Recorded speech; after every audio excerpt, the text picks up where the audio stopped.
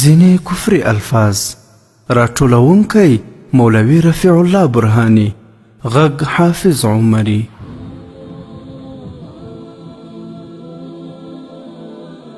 ګرانو مسلمانانو، متاسفانه نن ورځ د جهالته ځینې ورونه او خویندې داسې الفاظ کاروي چې د هغه په کارولو سره شخص کافر کیږي او نکاح هم باطله کیږي، خو هغه بیچاره خبر هم نه وي چې یا ورڅخه کفر صادر شوی او یا هم نکاح باطله شوې ده. په همدې خاطر موږ دلته د ځینو کفري الفاظو څخه یادونه کوو تر څو علم ورباندې حاصل شي او هڅه وشي چې په ژبه ونه ویل شي. که خطانن له چا څخه وکارول شي، دستي دې سړی کلمه ووایي او خپله نکاح دې نوي کړي. اول چاته وویل شي چې دا ګناه مه کوه، الله جل جلاله به دې جهنم ته واچوي، هغه په ځواب کې ورته ووایي چې زه یې له عذابه نه ویریږم. د دویم کس الفاظ کفري دي. فتاوا عالمگیریه. چاته وویل شي چې انشاءالله دا کار به دې وشي، هغه ورته ووایي چې زه یې بې انشاءالله کوم. دریم یو غریب کس بل مالدار شخص وویني نو ووایي چې یا الله دا نو انصاف دی چې دا کس دې دومره مالداره کړی او زه دې غریب کړی یم. نعوذ بالله. فتاوا عالمگیریه. څلورم کله د چا زوی یا لور وفات شي او هغه ووایي چې بس خدایه تا دا زما زوی باندې وس ورسېده، یا ووایي بس خدایه تا یو زما زوی لیدلی و. نعوذ بالله.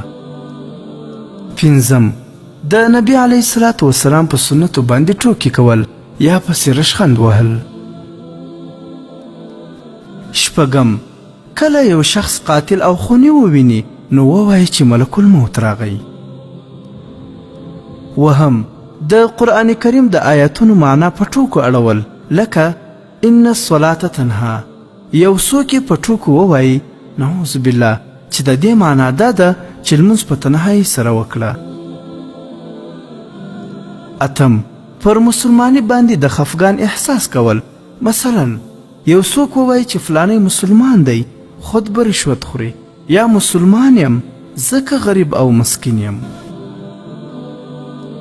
نهم داسې خبره کول چې قرآن کریم او انجیل یو شی دی، په هر یو عمل کوئ.